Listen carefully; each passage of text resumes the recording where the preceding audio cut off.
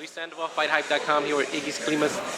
Egis, how does it feel having two of the fighters that are considered pound for pound fighters today, Sergey Kovalev and Vasyl Lomachenko? How does that feel for you as a manager and being able to lead their careers? Feels really good, you know. Well, all I can do is just very thankful to these guys, what they do. You know, I never thought it can happen, you know, but it feels very good. How much work went into that? Because there's language barriers, there's people that like certain fighters. What was the obstacle that made you be able to cross them over to where they are now?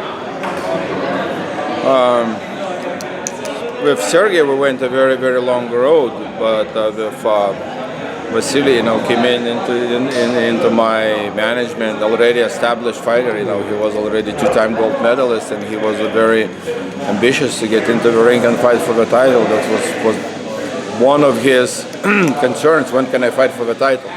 So it was much easier to work with Vasyl. Of course, I got to ask, and everybody's asking you. Bob Arum said he wants to make him and Manny Pacquiao. He told me he'd do it at 135. He needs about a year to get ready. As his manager, how did you react to that? I would love Vasyl to fight Pacquiao. Well, why do you like that fight, Egis? Well, you know, fight a legendary. That's what did Sergey with Hopkins. You know, when you have to fight a legend, you know, your fighter has to fight a legend. That's always good. You know, a lot of people knows about them.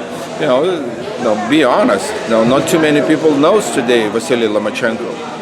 But you know, if he would fight Pacquiao, he would be right on the top of the world. Does the weight or the size concern you at all, or do you feel Manny Pacquiao's kind of a small guy himself?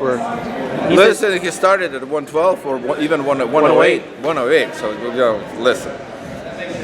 Of course, he can make 135. How soon would you make? If they offered that fight next, would you still take that chance and have him? Why not, Egis? He needs to get prepared. He needs to go into the different weight class. He needs to adjust into that weight class. You know, this kid is jumping from 126 to 130. Now you want to start right at the 135. And Pacquiao might gonna come at the weight in at 135, but you don't know how much he's gonna wait to come back into the ring. So we will need more training, more time, more preparation. Maybe after that, maybe not the end of the next year, but maybe I would say somewhere like August of the next year. With Nicholas Walters, who he's fighting, do you almost feel like he's fighting a lightweight because Walters is just a big guy that just kind of drives all the way down? Is that concern there too about the size? No, not really. I'm just hoping he can make 130. And I told, and that's what I told to a promoter. You know, if he's going to be 131, we're not fighting. Not even if there's monetary compensation, no? No, we're not interested in money. We're interested in a good fight. We're interested in a clean fight. We're interested in clean fighters. We're interested in what you call fair. Fair, exactly. Does this go back to the Salido where you guys, he did come in overweight? Correct. Is that what you guys? That's what we can compare with. So, is there a lot of regret, Egis, on your guys' part for allowing that to happen, or was? Not absolutely. That fight made Vasyl a much better fighter. It's true. As far as Sergey, how is he going to react to the big stage? Have you talked to him about that? He's been in big fights, but this is the biggest stage he's ever been on. Have you guys talked about how he's going to react or perform under those lights? Just exactly what he reacted to in the beginning. That's exactly how he reacted in the previous fight. Now, big stage doesn't bother him much.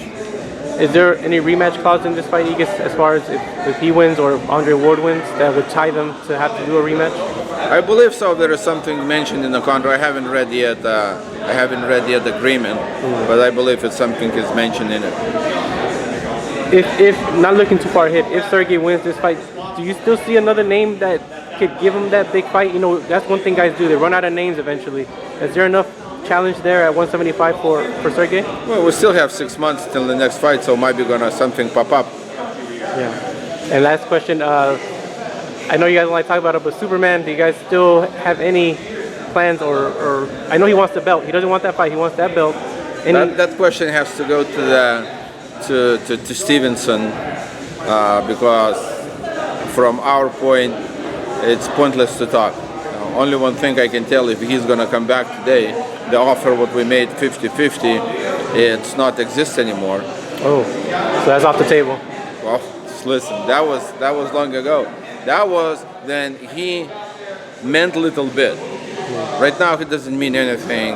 Only that green belt, whatever he's holding, and if he will come back and he wants, whom else he can fight? Look how not active he is. And when did he fought last time? And look where Kovalev is right now. And where he is right now. Who needs whom? Does Kovalev need Stevenson? For what? Stevenson needs Kovalev? Yes. And then last thing, what can the fans expect in November when Sergey goes in there with Andre Ward? What can the fans expect, Egis? Very good, compatible fight.